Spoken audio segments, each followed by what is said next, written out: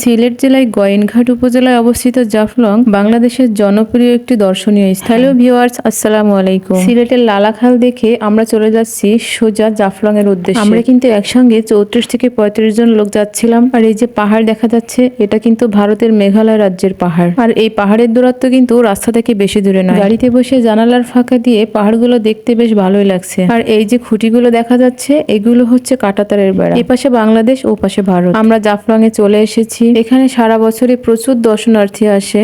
জয়ন্তিয়া পাহাড়ের পাদদেশে অবস্থিত প্রকৃতিকন্যা জাফলং এক অপরূপ প্রাকৃতিক সৌন্দর্যের লীলাভূমি। পাহাড়ের পাদদেশে যে শহরটি দেখা যাচ্ছে, এটা ভারতের ডাউকি শহর। ক্যামেরায় দেখা যাচ্ছে না, এখান থেকে দেখা যাচ্ছে এই পাহাড়ের পাদদেশে সারি সারি অনেকগুলোই রাস্তা, আর সব রাস্তা দিয়েই গাড়ি চলছে। আর এখান থেকে যে তাঁবুগুলো দেখা যাচ্ছে, ওইগুলো সব ইন্ডিয়ান খাবার দাবার কসমেটিক্সের দোকান। আর এই দোকানগুলোতে ইন্ডিয়ান অরিজিনাল প্রোডাক্টগুলো পাওয়া যায়। প্রচুর দর্শনার্থী এসেছে। এই যে সারি সারি নৌকাগুলো দেখা যাচ্ছে, চাইলেই কিন্তু ভাড়া করে এই নদীতে ঘোরা যায়। আর বর্ষাকালে এই জায়গাগুলো সম্পূর্ণ পানিতে ভরা থাকে। ঝালমুড়িওয়ালা মামা সুন্দর করে ঝালমুড়ি মাখিয়ে দিচ্ছে। এই নদীতে এখন পানি খুবই কম, আর এজন্যই বর্ষাকালে প্রকৃতিকন্যা জাফলং এর সৌন্দর্য আরো বহুগুণ বেড়ে যায়। আর মন চাইলে এখানে গোসল করে এই তাঁবুটার ভিতরে টাকা দিয়ে ড্রেস চেঞ্জ করা যায়। আয়নের আব্বুর মন চাইলেও এই হাওয়াই বেলুনের ভিতর উঠবে। যেই কথা সেই কাজ, উঠে পড়লো।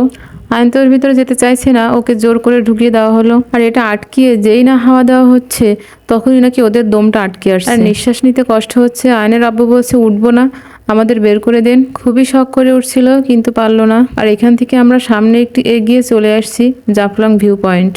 এখানে এই পাথরগুলো সারি সারি করে দিয়ে বাংলাদেশ ভারতের একটা সীমান্ত করে দিয়েছে। এই পাথরগুলোর ওপাশে কাউকে যেতে দিবে না। তারপরে প্রচুর লোকের ভিড়, না জেনে দু একজন ঢুকে পড়ছে। বিএসএফ আবার বের করে দিচ্ছে। আর সামনে যে জায়গাগুলো দেখা যাচ্ছে, এগুলো ইন্ডিয়ার ভিতরে। বিএসএফ সবাইকে সরিয়ে দিচ্ছে।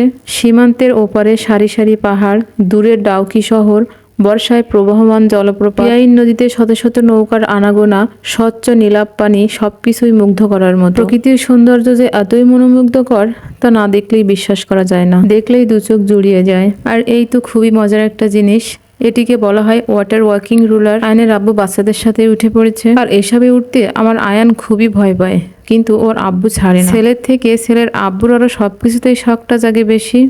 আমার মনে হচ্ছে এই ওয়াটার ওয়াকিং রুলারটা যত বেশি দোল খাচ্ছে, আর ওরা মনে হয় ওর ভিতরে ভাজা ভাজা হয়ে যাচ্ছে। আর আমার ছেলে তো খুবই ভয় পাচ্ছে। ছেলে তো ওটার ভিতরে আর থাকবে না, লজ্জায় কান্নাও করতে পারছে না। ওর আব্বু ইশারায় বলছে ছেলেকে নামিয়ে নেওয়ার জন্য। এর আশেপাশে অনেকগুলোই কিন্তু ছিল, এজন্য আসতেও একটু সমস্যা হচ্ছিল। একটার সাথে একটা বেঁধে যাচ্ছিল। নদীর এই সাইডটা বাংলাদেশের ভিতরে। নদীতে সবাই নামছে। অনেক আপুরাই কিন্তু এই প্রকৃতির টানে নিজেকে সামলাতে না পেরে পানিতে নেমে পড়েছে।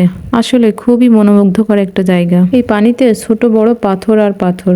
আয়ানকে নামিয়ে নেওয়া হচ্ছে। আয়ান কিন্তু খুবই খুশি। ওটার ভিতরে আয়ানের খুব কষ্ট হচ্ছিল। আয়ানের আব্বু কিন্তু নামবে না। আয়ানকে নামিয়ে দিয়ে ওর আব্বু প্রায় আরো 10 মিনিটের মতো ছিল। ওটার ভিতরে নাকি খুবই মজা। আয়নের আব্বুর নাকি নামতে ইচ্ছে করছিল না। এখানে সারা বছরই প্রচুর লোক থাকে। দূরে পাহাড়ের গায়ে যে বড় একটা পাথরের মতো দেখা যাচ্ছে, ওটা কিন্তু ঝর্ণা।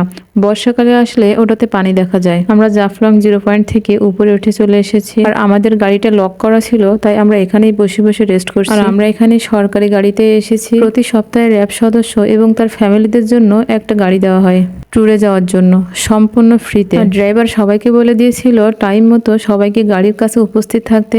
এখানে সবাই এক হয়ে দুপুরে খাওয়া দাওয়া শেষে আমরা বাসার উদ্দেশ্যে রওনা হব। তো ভিউয়ার্স, আজ এ পর্যন্তই। ভালো থাকবেন, সুস্থ থাকবেন। আল্লাহ হাফেজ।